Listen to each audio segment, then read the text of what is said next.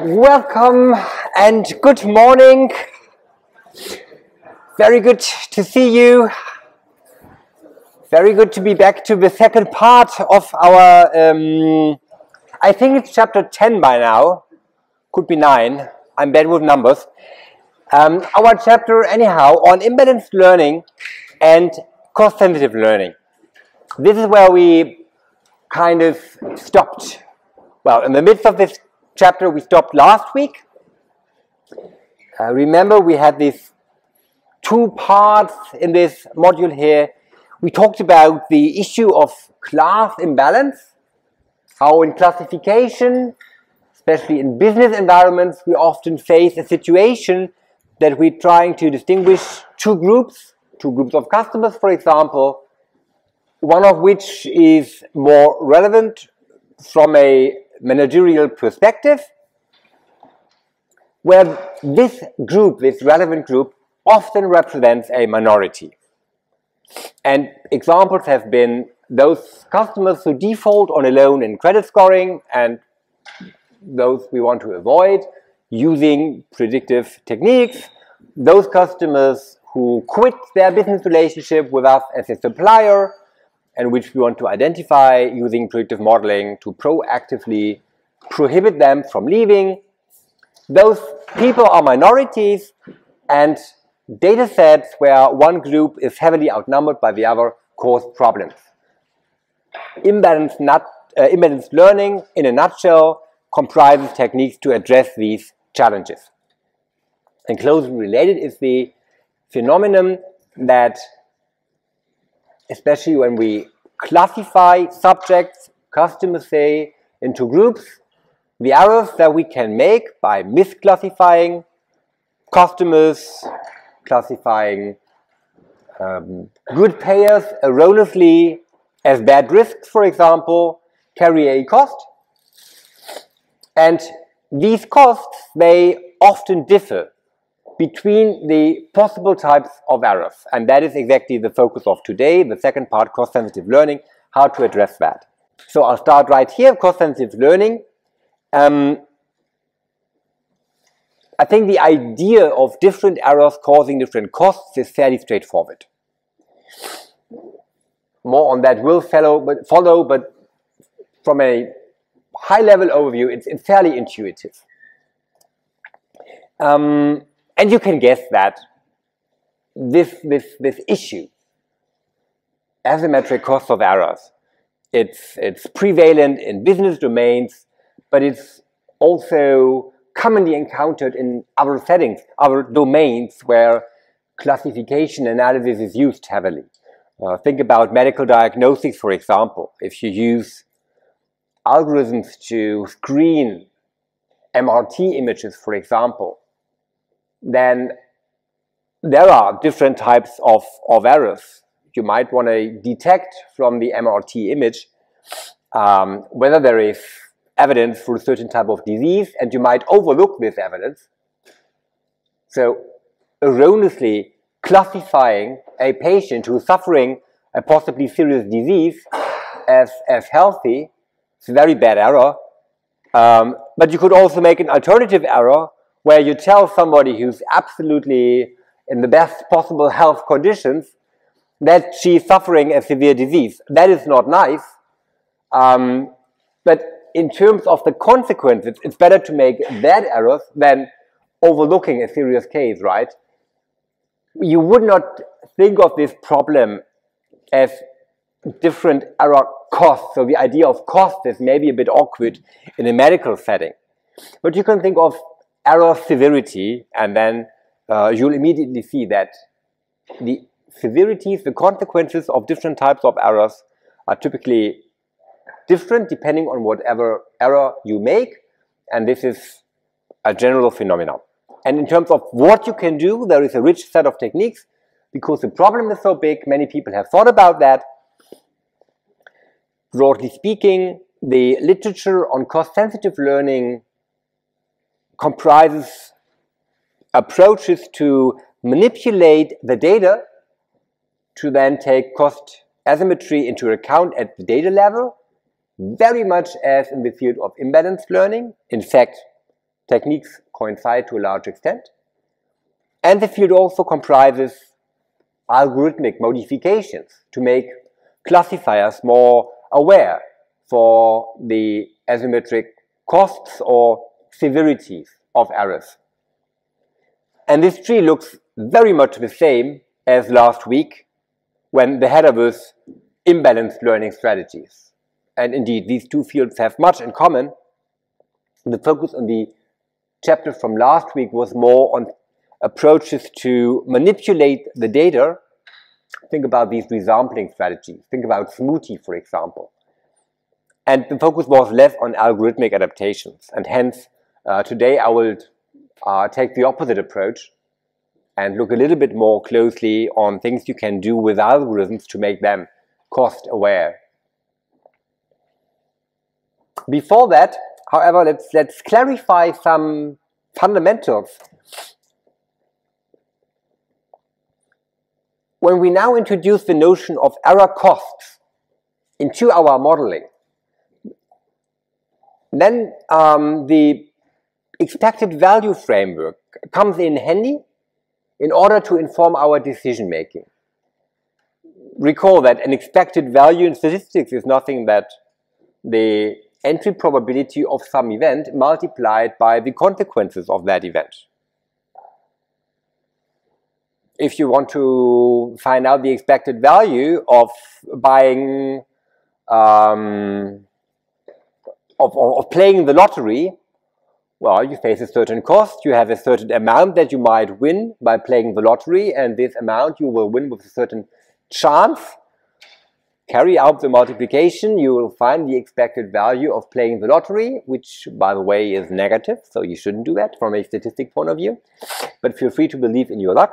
And this is the same type of reasoning that we can apply in order to quantify the value or the costs of a classifier and of decisions that we make based on a classifier. And we will start at our confusion matrix, where we have the output of the classifier discretized to class predictions, like good payer or bad payer.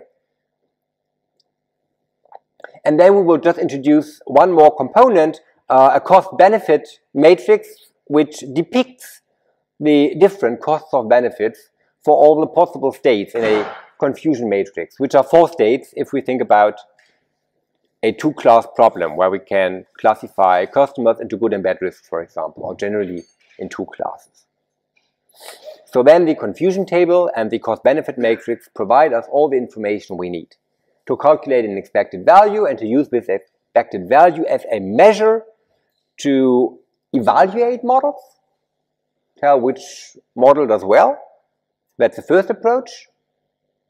And then we can also think of ways to incorporate expected value considerations into model development. Recall that I distinguished these steps, and I will do so in the following weeks as well.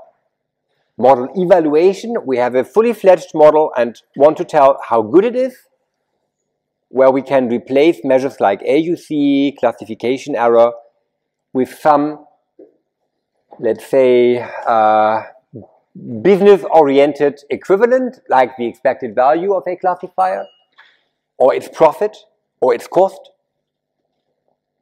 And from that model evaluation, I'd like you to distinguish sharply the stage of model development, where we have data and some algorithm that we train on the data, hoping to obtain a model in the first place. We can also introduce business considerations into model development.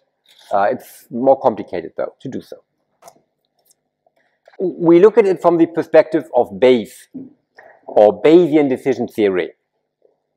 We calculate expected values all the way, so just judge these as sort of 2 sides of the same coin here.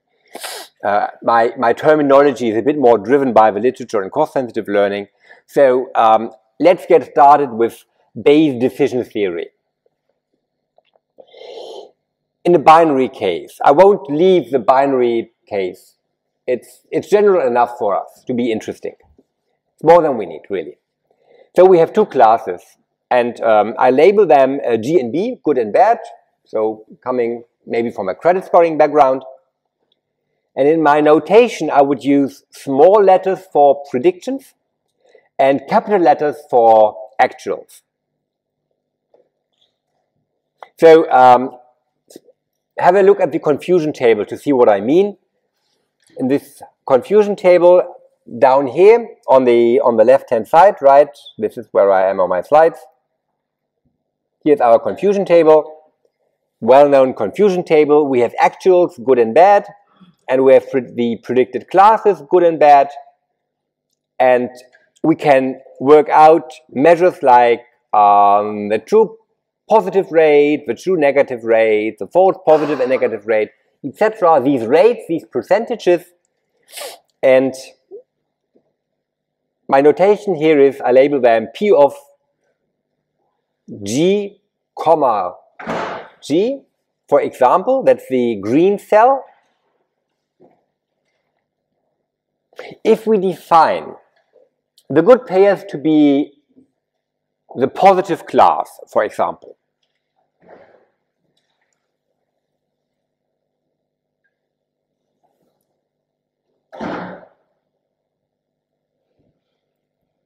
then this green cell gives us the true positive rate.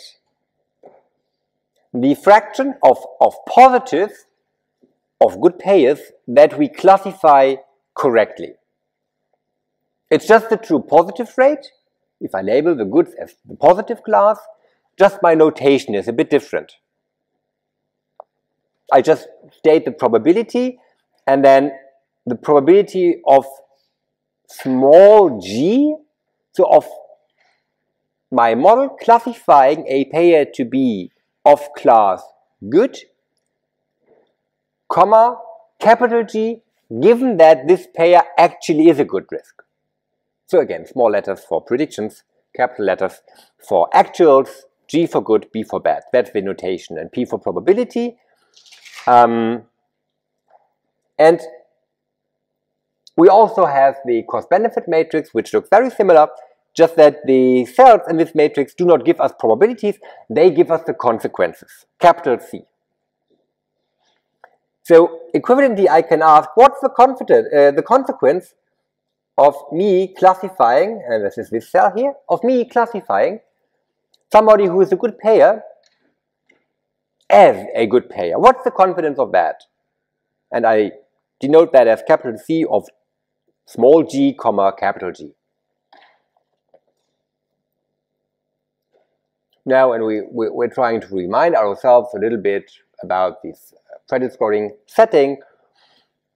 Consequences would probably be that we accept this credit applicant, lend money, and because the credit applicant actually turns out to be a good risk, the loan that we give will be paid back in full and we earn some interest. So these interests that we earn give us a benefit. And then the now highlighted cell in the cost-benefit matrix quantifies this benefit. Could be the total interest we make from this loan. And conversely, the opposite case where we correctly classify a bad risk as a bad risk. So we are now here. Consequences of that being that we would deny the loan, not give credit, and this would basically save us the costs of losing money from a bad loan. That's the benefit. So for example, we could put in a figure here quantifying something like the average loss on a defaulting loan. That could be the quantity that we plug into this cell. Okay, so this is as far as the notation is concerned. Now coming back to Bayes. What is the Bayes minimum risk principle? Very simple. For two classes, small g and small b, we should, according to this principle, classify an instance as class G if and only if the risk of classifying this instance with covariate x as G is less than the risk of classifying the instance into class B. That's this equation, and it's absolutely plausible. We should minimize our risk.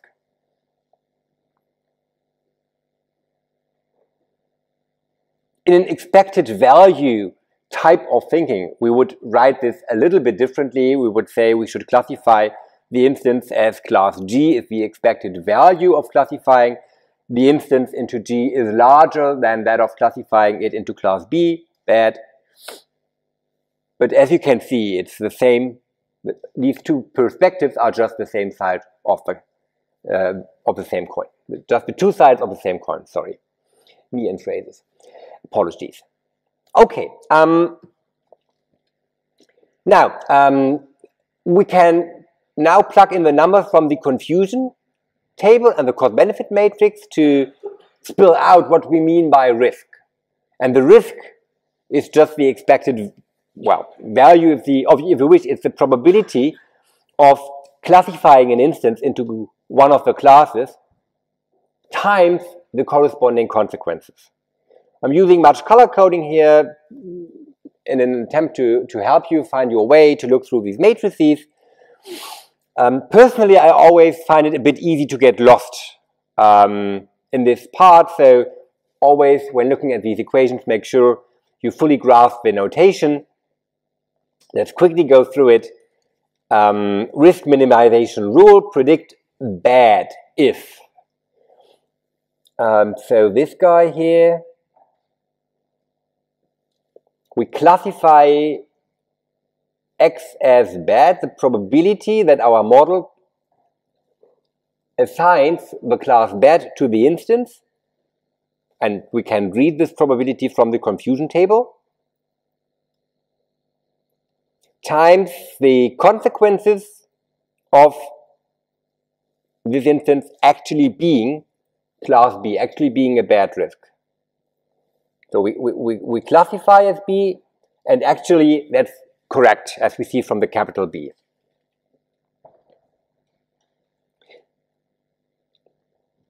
There is also a probability, however, that this instance is not from the class B, bad, but from the class G, good.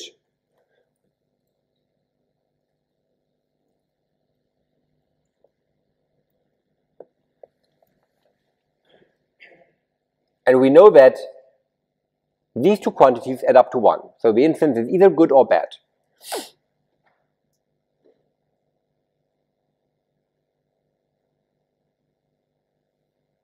If we classify it as bad, and actually it's not a bad risk, but a good risk, then we have these consequences to face capital C, B of G. That's this quantity, right? These are the consequences.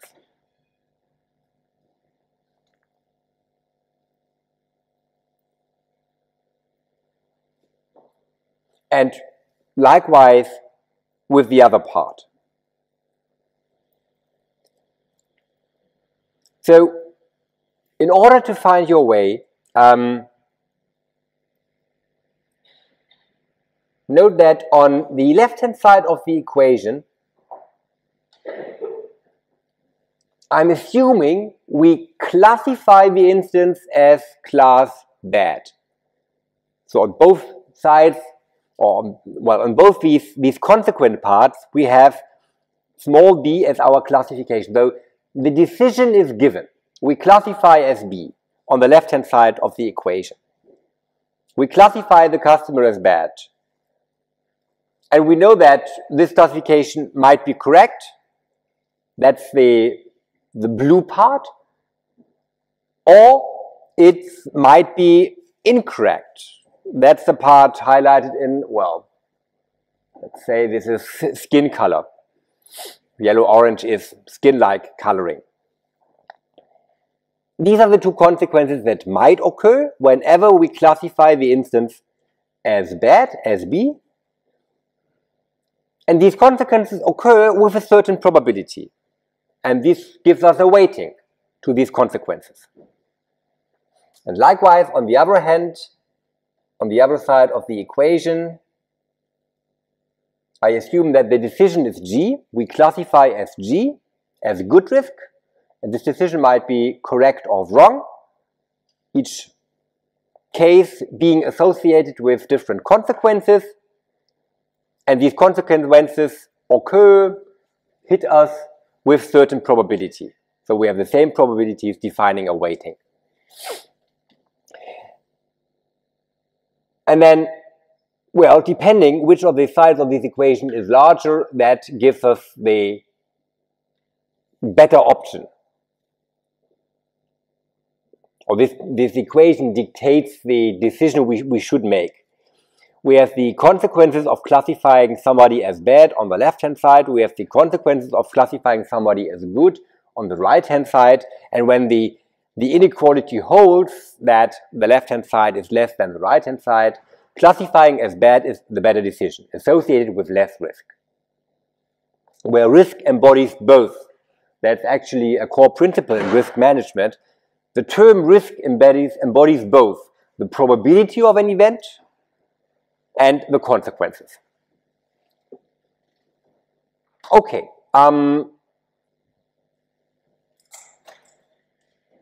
This gives us a way to take classification decisions following this minimum risk principle. All we need is a cost-benefit information, and then we can work out this inequality and check which is a better decision. Let's continue with that for a little while. We can rearrange terms a little bit. I'm changing my color coding. Now getting rid of the probabilities, highlighting only the consequence part. If we rearrange that a little bit, we can make an interesting observation. If you look at the second equation and follow my color coding, you see that now the minimum risk inequality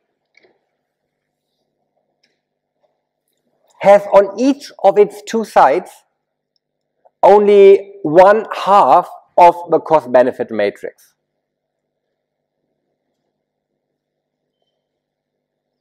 Color-wise, we have blue and red on the left-hand side, and green and skin colorish on the right-hand side of the equation. And you see in my matrix, on the lower right pane, that these two parts of the equations sort of affect the different columns of the cost-benefit matrix, which has an interesting implication. Namely,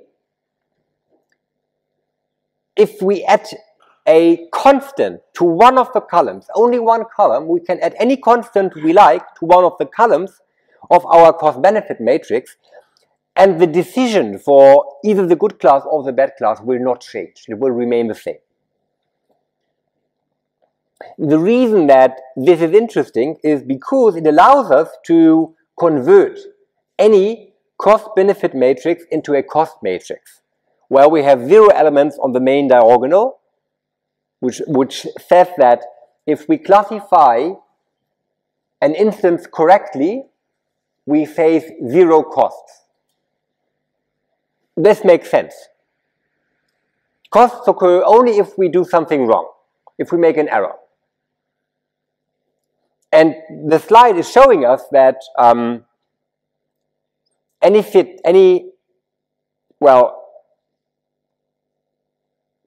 problem where we have cost and benefit information, we can translate into a pure cost minimization problem. You may possibly have wondered, why is the very field called cost-sensitive learning? Why is it not called profit-sensitive learning? Why taking the perspective of cost minimization as opposed to the perspective of profit maximization? From an economic point of view, this is a very legitimate question to ask. And here is the answer: it does not make a difference. Whenever we have cost-benefit information and we want to use that to evaluate our models, we can cast that into a cost minimization problem, and then using the adjusted cost matrix on the left side of my slide to evaluate classifiers gives us a cost minimal classifier, gives us the right decision. And this could equally be the decision generating the largest profit or the largest benefit overall. We can just convert our problem into a cost minimization problem. We can do that because of this relationships shown here, and this is also why in the majority of the literature on cost-sensitive learning you will see scholars adopting this principle of cost minimization, scholars giving you in their papers cost matrices, which, yeah, to us as economists might look a little bit awkward, but now you know it's not. It's just a way to look at the problem in a standard way, standardized way. Now, the minimum risk principle also has another nice outcome, namely, it allows us to calculate a classification cutoff that is optimal. It allows us to calculate the risk minimal classification cutoff, which is just the cutoff where strict equality holds, right? We have the risk minimization rule, and we can make use of the fact that in a two-class problems, the probability of one class is just one minus that of the other. So if we plug this into this equation, we arrive at this equation, where we only have one probability left. Now it's the probability of bad given x, the a posteriori probability of the class bad given x, given the data, given the covariates of an instance. And we would predict the class bad whenever the estimated probability, now maybe you want to take a note of that, because I'm now changing my interpretation of the quantity P of B given x slightly. I was just saying it's the a posteriori probability, so now I'm assuming that's the probability prediction coming out of the model, and my optimal threshold tau, or tau star, would be the one calculated as shown on the right hand slide. I changed the terms a little bit if you're confused. Here I had less than, and here I have larger. This is because I rearranged the terms a little bit for a reason. And you see how the cost or the risk minimal threshold tau depends on the cost to benefit information. And the reason I was rearranging terms a little bit is if you look at the denominator, this is the error case, while this is the correct case.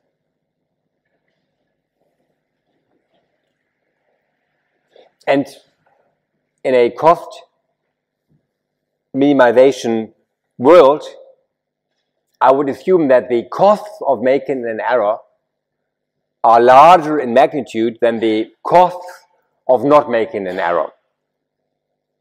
And this is why I want my terms arranged in this way. And this is why then also the less than changes. But the key take home here really is, given the cost benefit information, I can calculate a risk minimal decision threshold in this way. And now, adding what we just learned, that any cost benefit matrix can be converted into a pure cost matrix where correct classification causes zero costs, I can further simplify my equation and then arrive at that equation where just all the correct cases have been taken out because there are 0 after converting my cost-benefit matrix. And then we see how to calculate a risk minimum threshold. That's the best decision threshold in theory. And we also see that it depends only on the ratio of the error costs. It's the ratio that matters. It's not the absolute quantities that matter so much. It's only their ratios. What is the cost of classifying a good as a bad compared to the cost of classifying a bad as a good? Question mark. This is what the ratio basically embodies. And it's important because when you read papers and you see the authors to routinely consider settings where the cost ratio from one error to the other is 1 to 1, 1 to 2, 1 to 3, 1 to 4, 1 to 5, etc. And you wonder, hey, how do they come up with these exotic type of ratios, these numbers? They don't mean anything to me. They don't have to. It's just the ratio that matters. So it's perfectly okay to analyze the cost sensitivity of a model across different ranges of cost ratios. You do not need crisp actual numbers for these cost figures. Whether they are 100 euros, 10 million euros, doesn't really matter. It's just the relative ratio that matters from one error cost to that of the other. Matters in terms of driving classification decisions.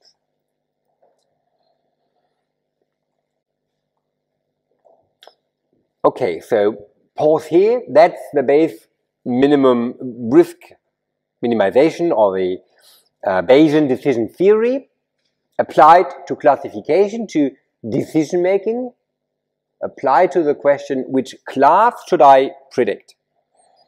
We've seen some formula that are relevant and are used many times in the literature, and we'll see these equations again also in subsequent chapters.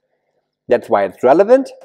Amongst others, the thinking gives us one way to tackle cost-sensitive learning problems.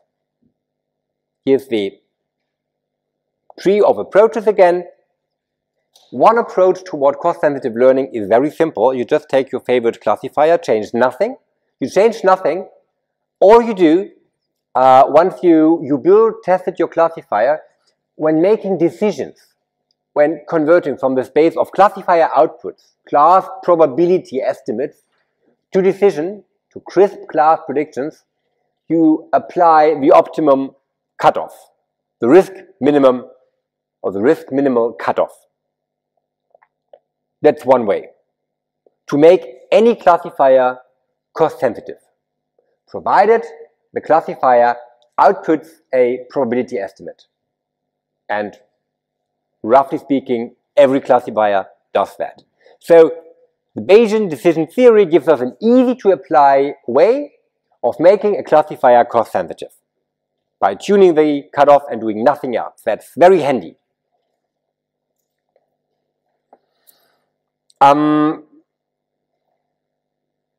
But in practice, there is a, I'm sorry, but there is always this little, or these little caveats here as well. Our formula for the cost minimal cutoff compares the cost ratio to the probability of an instance being of a certain class, bad or good, doesn't matter, right? And now it is really important to distinguish what this guy here, what really is that about? Is it the a posteriori probability, or is it what my model estimates to be the a posteriori probability? And that is an important difference. Very important difference. I don't know the true probability. I can only estimate it using models. And then this risk minimum cutoff that I can compute makes sense only if I have a good estimate of the probability.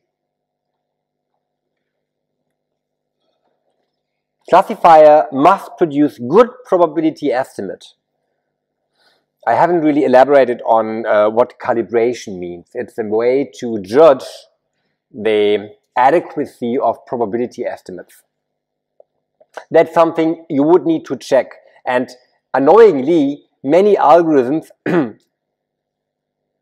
gradient boosting, random forest, they are not so perfectly, they're doing not so well in producing good probability estimates. They are often better in rank ordering applicants, telling that an actually bad client gets a higher score of being bad, gets a higher probability estimate to be bad than a buyer or a client who's actually good.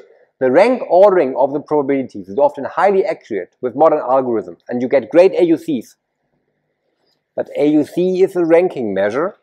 It judges only if the ranking of cases is correct. It does not judge whether the absolute magnitude of these probability estimates is a good one, is calibrated. If you have two buyers, one is a good risk, the other is a bad risk,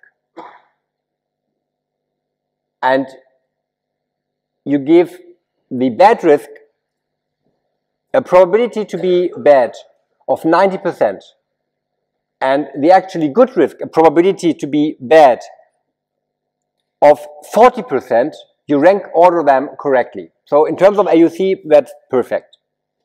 If you change that and you say, now let's assume we estimate for the actually bad client a probability to be bad of only 50%. It's still ranked higher than the other client. So in terms of AUC, no difference.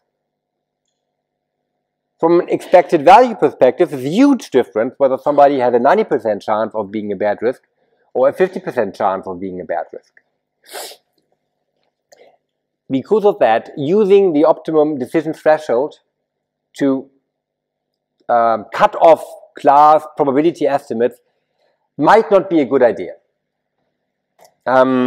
So to implement this idea, making any classifier cost sensitive, typically it is better to tune the threshold empirically. You can maybe start from the risk minimal one to inform and accelerate your tuning strategy. But for many classifiers, you will get better results if you tune the threshold compared to just using the optimal one, because of probability estimates not being perfect, not being perfectly calibrated.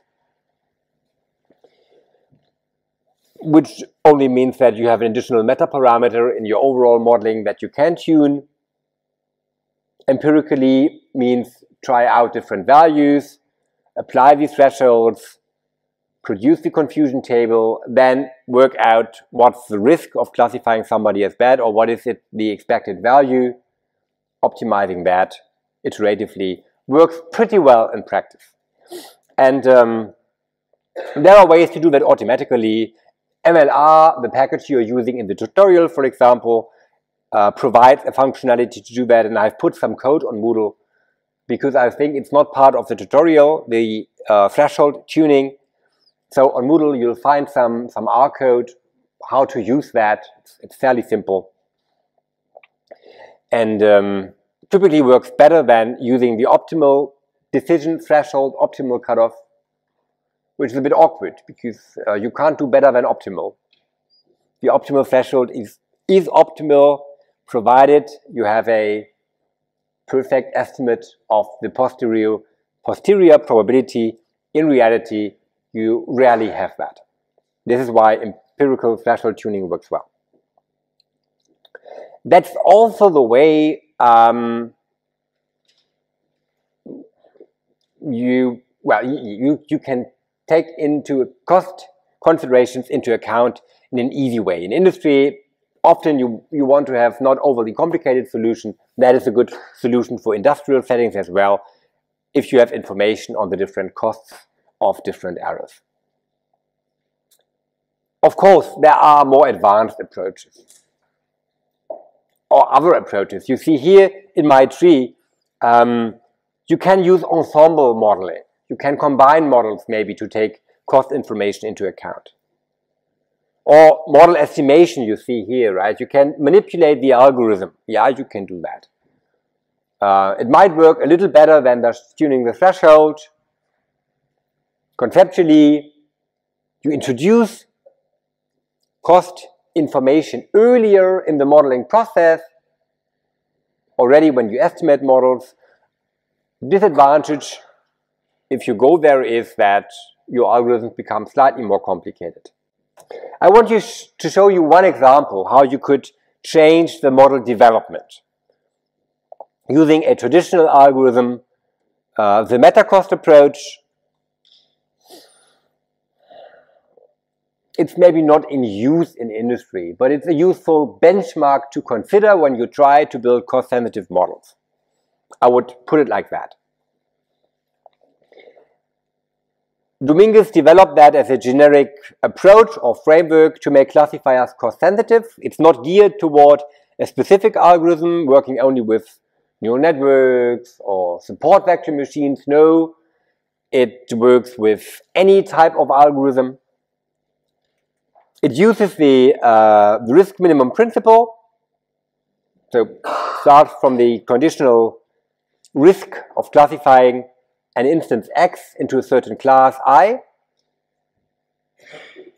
And the idea is that you take your data, you then use one classifier, one model, which you believe to give you good probability estimates.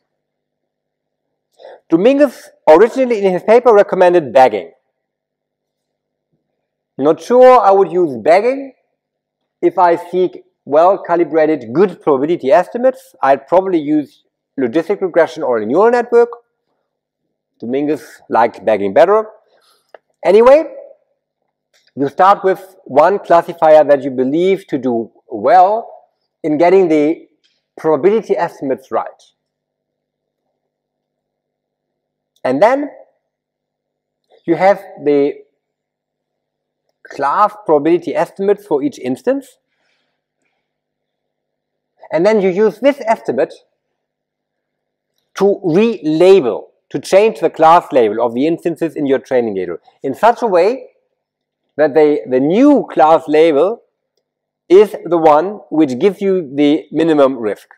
So you just apply the idea we outlined in the previous slides.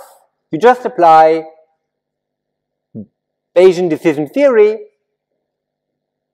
to relabel your data set. You change the class label. And then you just proceed by building the next model, which is then a model that random forest, gradient boosting, for example, a model that is very good at discriminating instances. And because you apply that, or any model you like, and because we apply this model to the relabeled data set,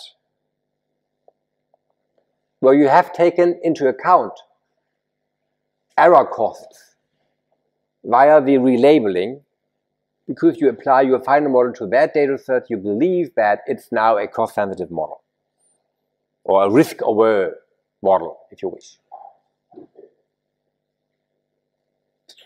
Simple approach. You can implement that yourself quite easily. You don't need to master any new algorithm. You just reuse existing algorithms, and you team up one algorithm that you believe to do well in terms of probability estimation, getting good, well-calibrated probabilities, and another algorithm which you like for other reasons, maybe the reason of it being interpretable, or maybe the reason of it being extremely powerful in discriminating classes, optimizing AUC. You use them both together, exploiting their respective strengths, and that is Metacost.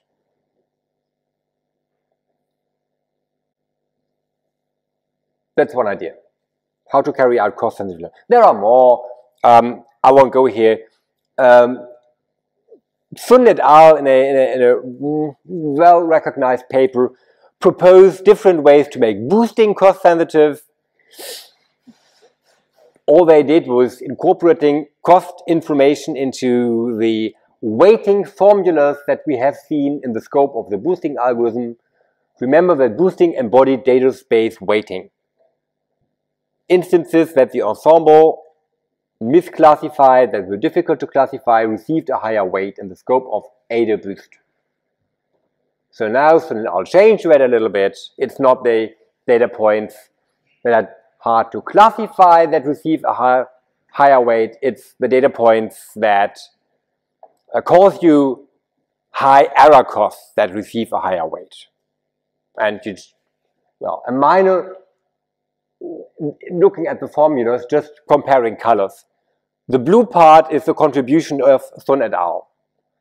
And the black part is what Freud and Tapir proposed originally in their boosting paper. So it's a minor adjustment, and there you have a cost-sensitive boosting.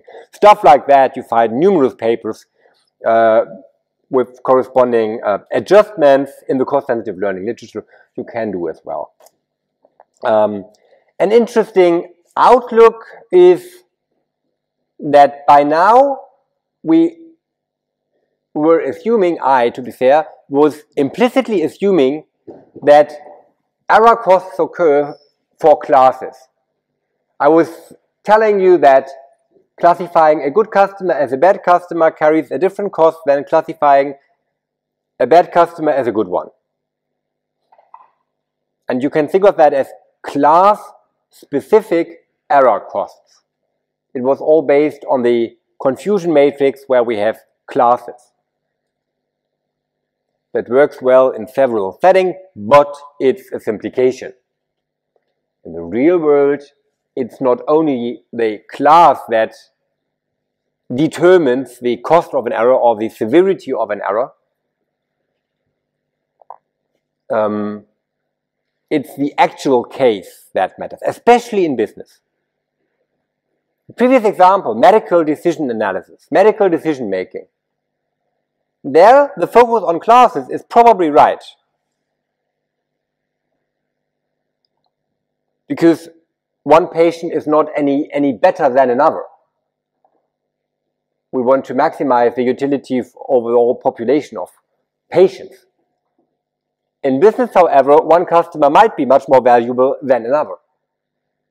So the cost of misclassifying the valuable customer is even larger than making the same type of errors for a less valuable customer. In this confusion matrix, I introduced an index I to stress that we should probably look at the actual instance, the actual case, as opposed to only the class. What this matrix signals, for example, is that credit scoring example, if we have a bad payer and we erroneously classify the bad payer as a good payer, we face a loss. That is the loss that we face.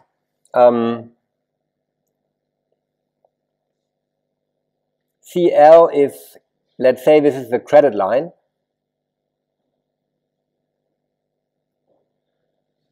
Say you have a credit card. The limit on your card is maybe 2K, let's say. It's a measure of the amount. And then there is LGD.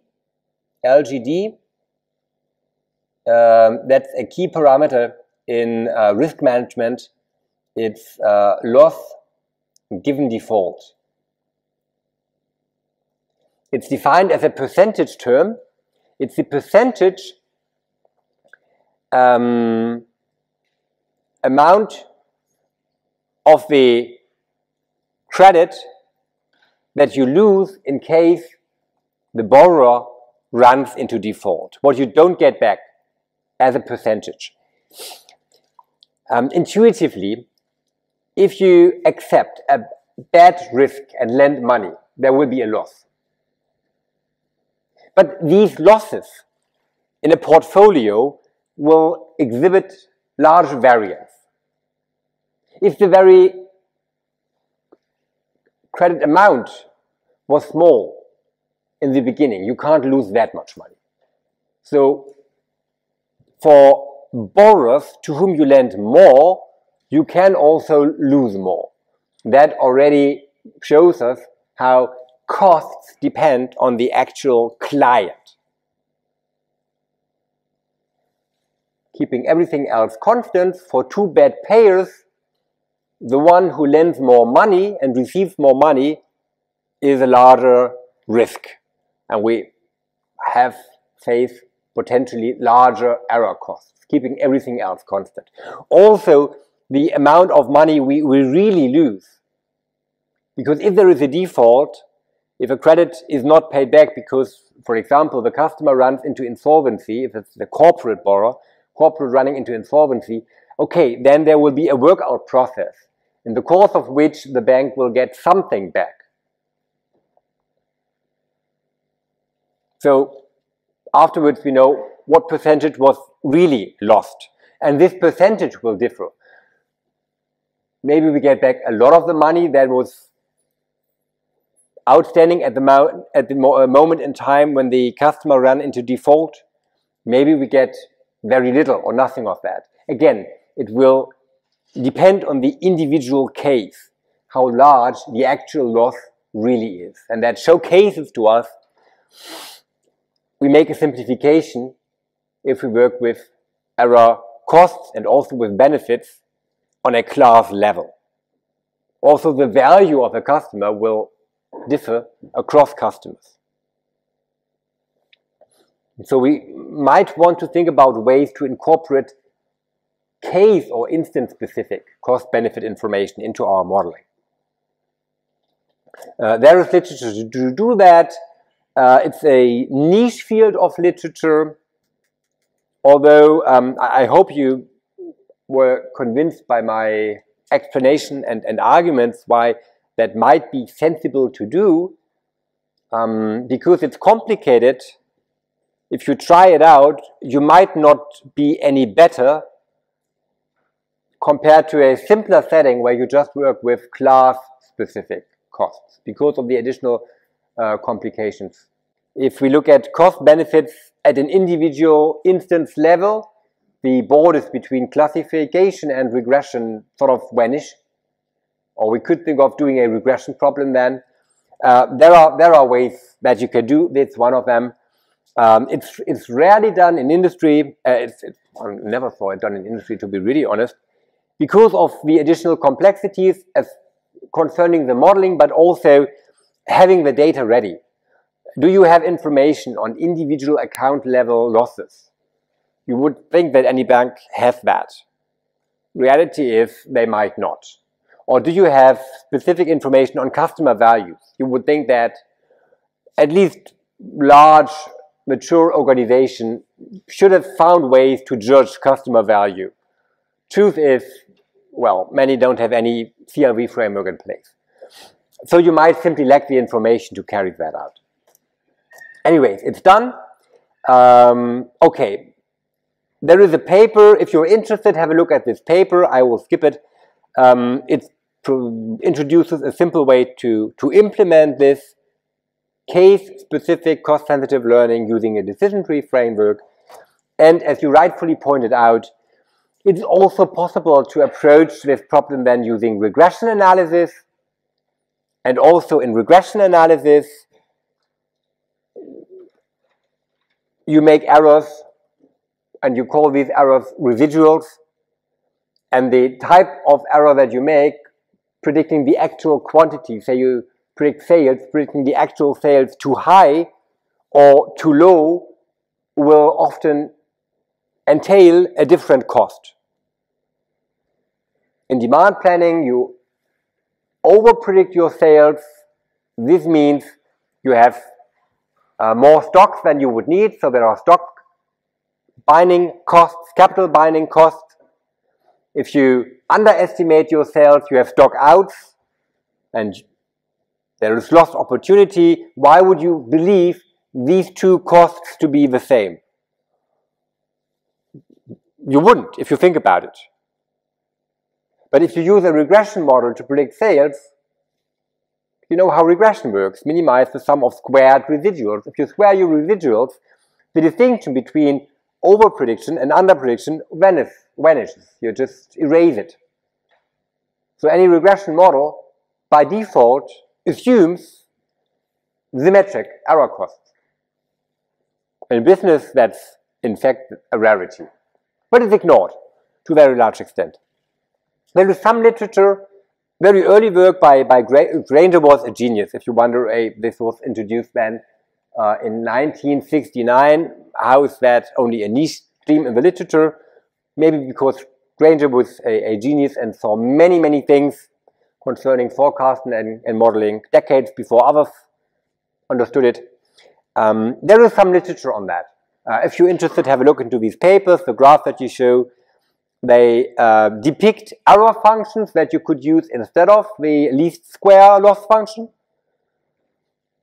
And you see that these functions are asymmetric and penalize different residuals, positive and negative residuals, differently. So there is research on that. Should you be interested, it's just to mention it. It's nothing that would matter for the exam or anything. Okay, done with this chapter. We have seen both problems, cost sensitivity and imbalance. It's important for you to know why these are problems. For imbalance, at least a rough understanding, I would expect why it hurts modeling. And we have introduced a couple of strategies. Bayesian decision theory for cost sensitivity was the key thing maybe. And resampling strategies like Smoothie in the imbalance part were highlighted a lot. So make sure you familiarize yourself with these techniques. And if you want to read up, there is loads of literature. It's cited throughout the slides. So have a look at the papers if interested. I'm giving these recommendations, and I should do so that you have something to look into when you're interested. As far as the exam is concerned, I would not expect you to know anything from any of these papers, right? That's, if you're interested, have a look. Great sources, at least most of them. It's not relevant to read all this for the exam. Slides should carry you through the exam.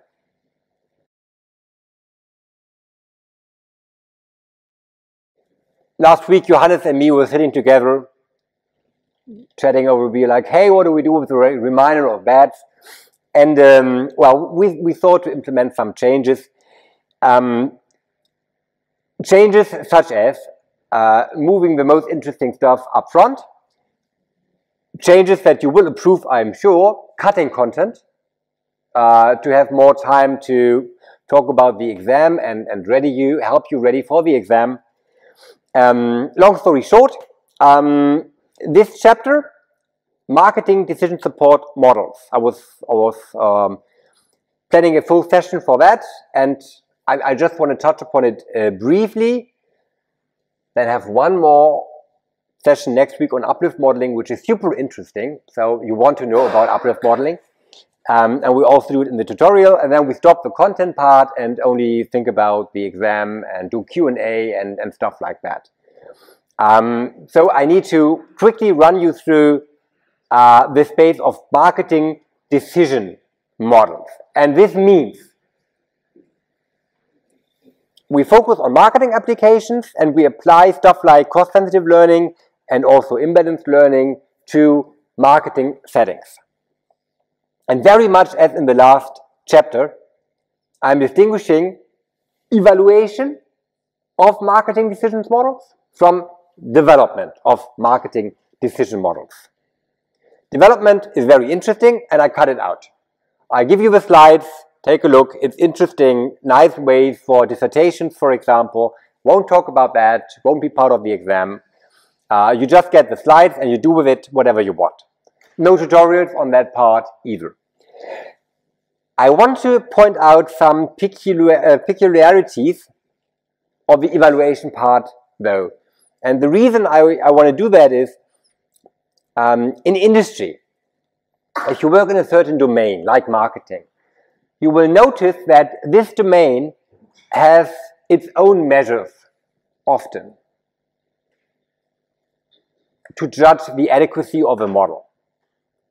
And I want to showcase this using marketing as a case example. And also, I believe that if you plan to do more data science, then maybe marketing is an area in which you might find yourself eventually, just because marketing applications are quite prominent in industry. It's one of the fields where data science is used a lot. Okay, so that's my motivation, but I need to speed up a little bit. There is a great paper that, if you have an interest in marketing, I highly encourage you to read. Very well cited survey paper by Wedel and Cannon, Marketing Analytics for Data-Rich Environments. They sort of consolidate the state of affairs, the state of the art in the literature on marketing analytics. As most marketing scholars do, they ignore all literature that is not core marketing literature. But at least for that literature, you have an excellent survey here. And in terms of the domains or the application areas for data science or marketing analytics, however you refer to that, is CRM, customer relationship management, personalization, marketing mix modeling, and privacy and security. That is something where they acknowledge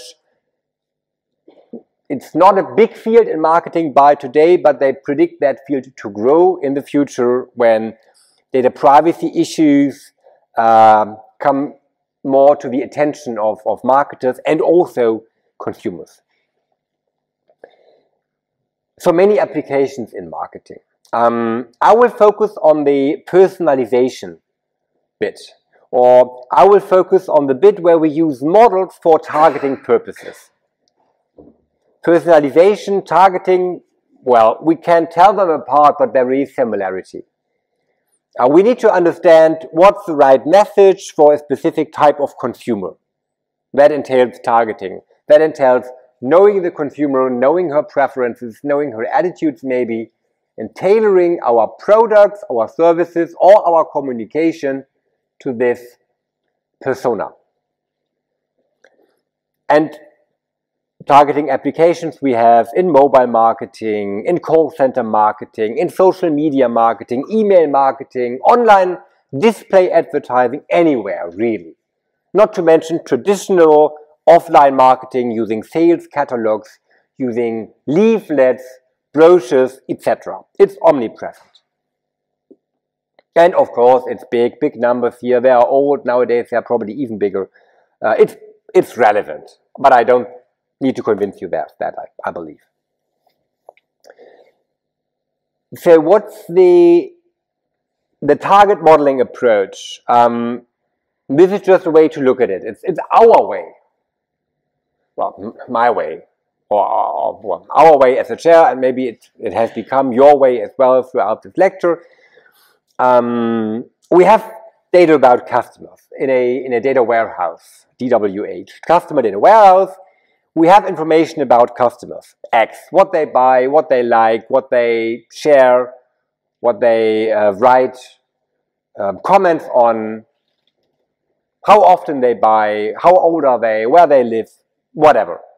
We have all this data about customers, and typically we also have some signal coming from a past marketing initiative, a past campaign maybe, that allows us to label customers. So supervised learning is a modeling framework. We have labels from past campaigns. Binary labels are often considered. Did the customer react in the way we liked her to react? If I send you a coupon by email, I want you to redeem that coupon. If I send you a newsletter, I want you to click a link in that newsletter. If I send you an ad to your mobile. Typically, I want you to download my app, which I'm advertising. We typically try to persuade customers to perform some action. Maybe buying, downloading, giving an email address. We want them to persuade them to take an action. And then they either do so or they don't. And then binary classification is, again, the vehicle we use. Sometimes people call that conversion modeling. We want to convert maybe a consumer into a lead, or a lead into a customer, or a customer into a loyal customer, a recurrent customer. We want them to convert, perform some action. All right. So the targeting approach typically is such that you build a label data set, build a model to predict the probability of the customer executing the action, given the data that you have, given X, and then you include those customers where the probability of performing the action is high into your campaign. You send emails to those customers whom you believe to be likely responding, clicking a link in the email. The other ones, you don't need to send them an email. Not that it would be costly to send them an email, but if you send out too many emails, too many newsletters, you dilute your brand image and probably make customers unsubscribe to your newsletter. Targeting is always useful, even more so if you offer them something where you do face a cost. If I send you a sales catalog as a mail order business, traditional mail order industry, producing this catalog costs me a sizable amount of money. So I want to send this catalog only to you if you are likely to react in the way I wish. That's target modeling approach. Many applications, and now let's look at the evaluation of this targeting modeling approach. All the measures that we discussed apply and can be considered. More desirable would be a business-oriented evaluation. Revenue, cost saving, something like that. What is an established way in marketing to get a step toward profit is the lift measure, or lift analysis more generally. We calculate this measure based on our scoring table. Familiarize yourself with the data set. We have actual labels and model estimated probabilities. And if we now try to envision ourselves being a marketing campaign planner, we have two questions, or two closely related questions. How many to contact? If I have a model that predicts these probabilities, the probability of reacting in the way I want, or of responding, I know whom to contact. I should contact those with highest probability. But how many of them? Where is my cutoff? And that's called sometimes the mailing depth. What's the fraction of the rank ordered list that I contact? And the lift index is a measure which compares the response rates in your target group to what would be expected by a random model. That's the idea of the lift measure. And I'm calculating that using this example. It's a fairly simple example. Let's assume we have 100,000 customers. Let's further assume we have budget, we have money to contact 10% of these. Maybe this is the amount of catalogs that we have. And we contact the most likely responders. And we observe a response rate of 5%. So out of the 10,000 customers that we contacted, that we shipped our catalog, there we have a certain response rate. Let's say 800 responded. This is a response rate of 8%. And let's say that in the population we have a response rate of only 5%. Then the lift is just the ratio of these two numbers, so 1.6. You compare the response rate in a model, a determined target group, to that in a random target group, where you just pick customers at random to send them the catalog. That's the lift index. Defined at a certain mailing depth. You always need the mailing depth as an ingredient. In my example, it's 10%.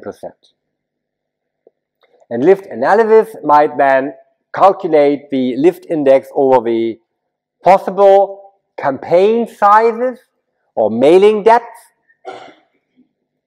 And then for a random targeting,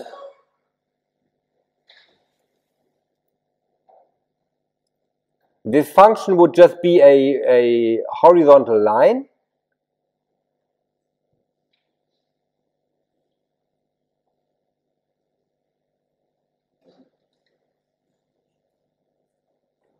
That's a random model.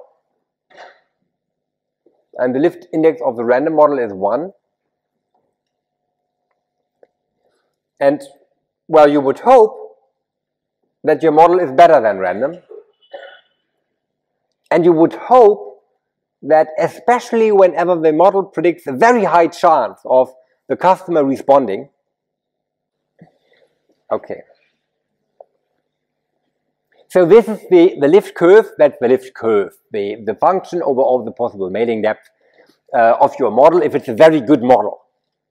This says that the actual hit rate in your target group, the true buyers that you contact among those top 10% of customers with the highest model estimated probability to buy is the largest.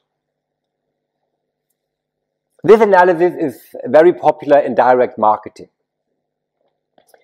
And now let's make one step closer, take it one step further. That's a measure. It's a bit like the AUC. It's a ranking measure.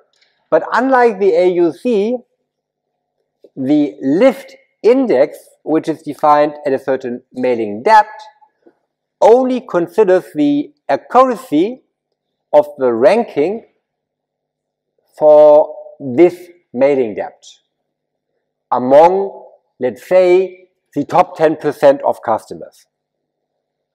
In this example, I'm calculating the lift for a mailing depth of 10%. For that mailing depth, it matters that my model ranks as many actual buyers or responsive customers into this top decile as possible. That matters.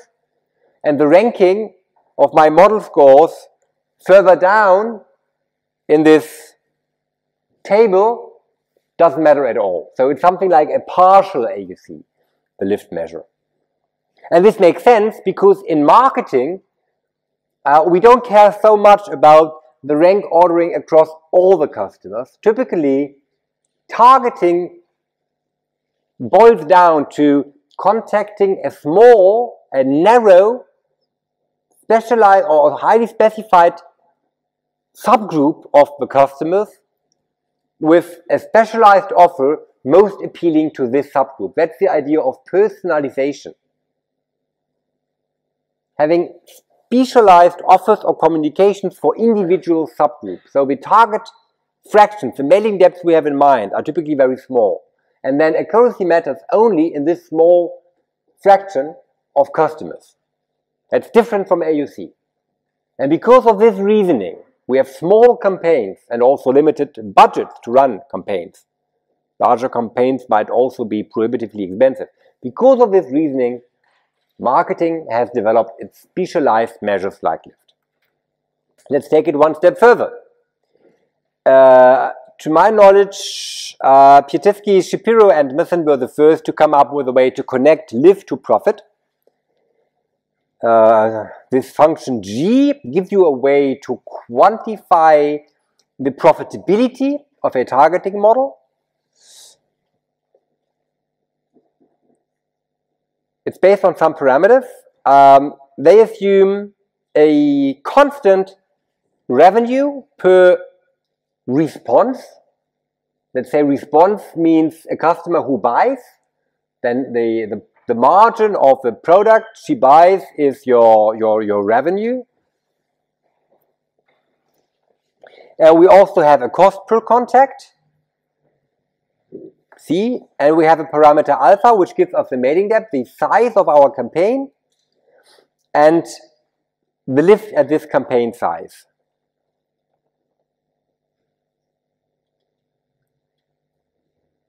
And then they came up with this equation.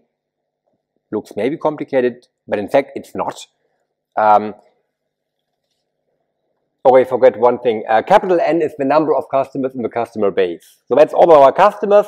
Alpha is the mailing depth. So N times alpha is the fraction of customers whom we contact with a campaign. Using this multiplier, we sort of bring everything down to the individual customer level. What comes next? And then we have the cost per contact, C, minus the revenue per response. That's trivial. And we multiply response with the delta 0 times L. Then we make use of the lift index. If we think about it, the revenue comes only if a customer responds, whereas the cost we face whenever we contact a customer.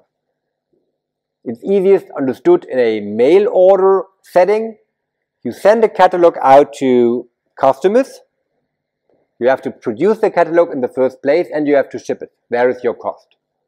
And this cost occurs for every catalog that you send. Revenue comes in only if the customer buys an item from the catalog.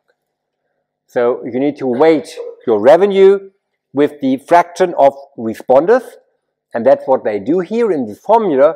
And this is also the way in which you connect revenues to model predictions over the lift index. In a nutshell, this shows you lift or profit is a function of lift, which in turn is a function of your model. So it gives you a nice way to calculate the monetary implications of your campaign targeting model. That's the idea. That's for any type of target marketing. And then, if you want to take it yet further, because the equation was there, a very simple one, you can look at even more specialized settings. Targeting for email, for lead generation, for app download, or for churn.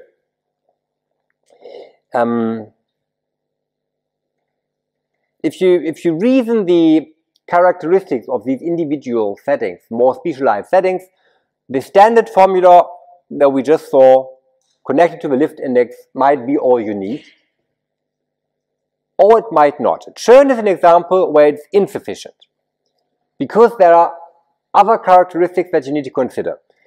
Okay, many reasons why companies invest money into retention campaigns where you're trying to keep your customers, keep them from churning. Process, you collect data, you build a model, you design a retention program, you need an offer that you make your customer, you use your model to target your offer to those customers that are suitable, let's say, and then you run the campaign and do controlling afterwards.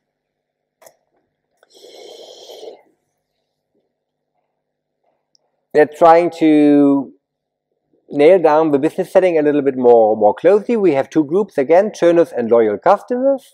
And our target is churn. We predict the probability of churn. Our model will inform decisions related to targeting. So we will target some customers where the model predicts high churn probability, the others we don't target. By definition, without any model, the possible states that we have is that a churner will leave an actual churner is going to leave. This is how we define a churner. It's a customer who's going to leave. And a loyal customer is going to stay. This is how we define a loyal customer, somebody who does not churn.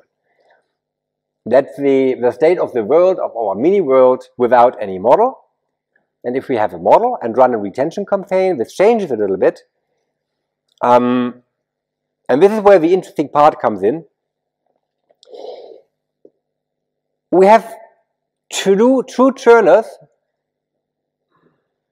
and we have loyal customers.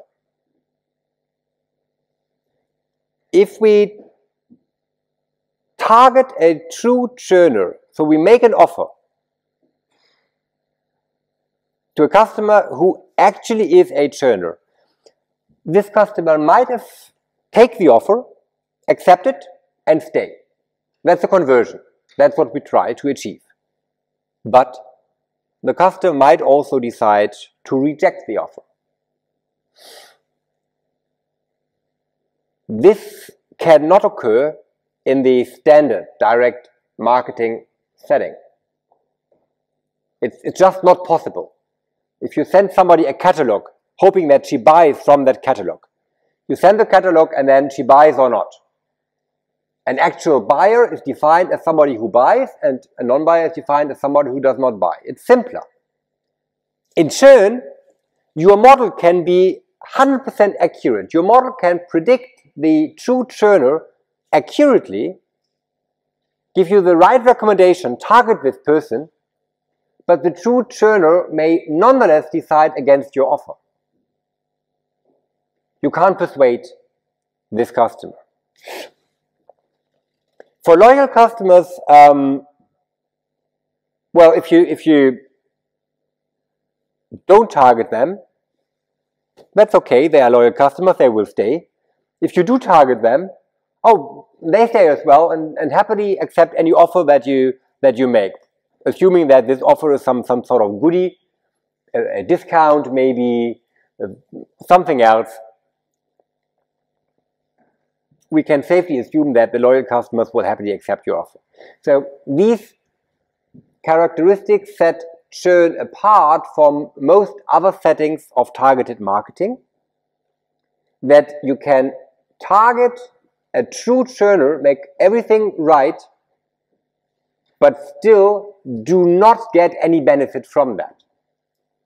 You have all the cost without getting a benefit. You have the right classification, you don't get a benefit. Because of that, the economics of churn management are more complicated. You see them here. It's a slide from a very nice paper by a colleague, Wouter Werbeke. He's in Brussels right now as a professor for marketing analytics. Well-cited paper. We have the customer base and the target group. And out of the customer base, our model helps us to select the target group. A fraction of this target group, again, the symbol alpha is the targeting fraction or the mailing depth. In our target group, we have true would-be churners and false would-be churners, so loyal customers. A false would-be churner is a loyal customer, somebody who shouldn't be in the target group because she has no intention to churn. And let's assume that these two groups occur with certain probability. I updated the slide, somehow this error was introduced. Sorry for that. No, the key thing is that the false would-be churners that we target, they are all retained. For these customers, it's very simple. We have one cost to contact them, and that is D, the distribution cost, and we have costs of the incentive. That's C. That's the goodie that we offer. Assuming that they will accept the goodie, this cost we will face. This is what happens for the false would-be churner. For true would-be churners, a certain fraction of them, 1 minus G, decides against our offer and leaves. If they decide against our offer, we do not face the offer costs, but we still face the cost of contacting them. So minus C. And that's then an outflow of customers who leave. the customer base. True would-be churners that we overlook will also leave, by the way. A fraction G of true churners accepts our offer, stays. We have the offer cost, we have the contacting cost, and the reward that we get is the CLV. That's a nice way to put it, done by Verbeck et al. Saying in a churn setting, the benefit from persuading a customer to stay is you sort of win back the customer lifetime value of that customer.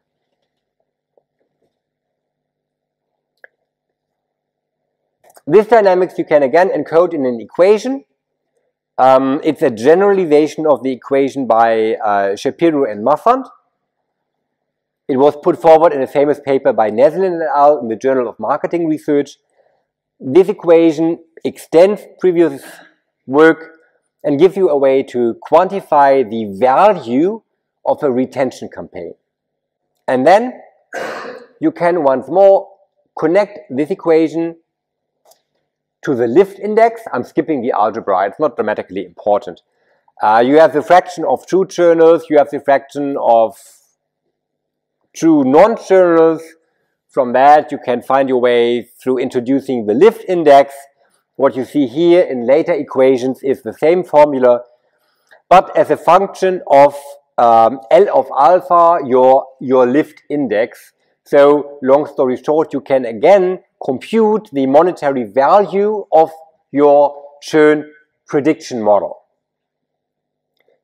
in a churn setting.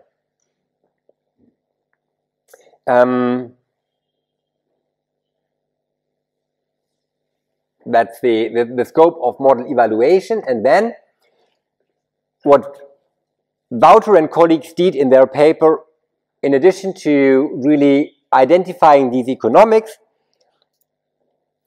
they were basically arguing that what's a good measure to judge, or what's a good goal for a retention campaign? We shouldn't think about fixed campaign sizes alpha, as all the literature was doing by that point of the time.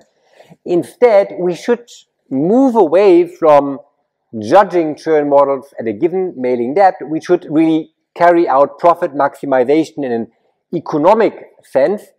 So we should find the mailing depth where the profit is the largest. So we should maximize this equation over alpha, the mailing depth, thereby making campaign size a decision variable in our modeling. And this gives us a measure, the MP measure for model evaluation. And because it might be beneficial, or because this measure, the maximum profit criterion, depends on a quantity gamma, and gamma was the quantity, the fraction of true churners that accept your offer. That's stochastic. If you run a campaign, you don't know how many churners will accept that. It's also not possible to observe that. Because of that, for model evaluation, it is convenient to integrate out gamma, and then you arrive at the EMPC measure, the expected maximum profit criterion, which is just the integral of the MP measure over all possible acceptance rates gamma. Now, you'll see this measure in tutorials. This is why I was desperate to come all the way to this point. Finally, we are there. This measure, any of these, the lift measure and more so maximum profit or the profit function of Shapiro-Massant, are used for model evaluation. You could also consider using them for model selection. This part gives you some ideas how. As said, we won't go there, we will skip this part, but note that ways to build models in a profit-oriented manner is interesting. Nice idea for further studies, seminar work, dissertations, etc. So keep that on your list. That's all I wish for here. And that is it. And then next week we'll generalize that, do more marketing decision making in the scope of uplift models in our last session with new materials. Thank you. See you next week.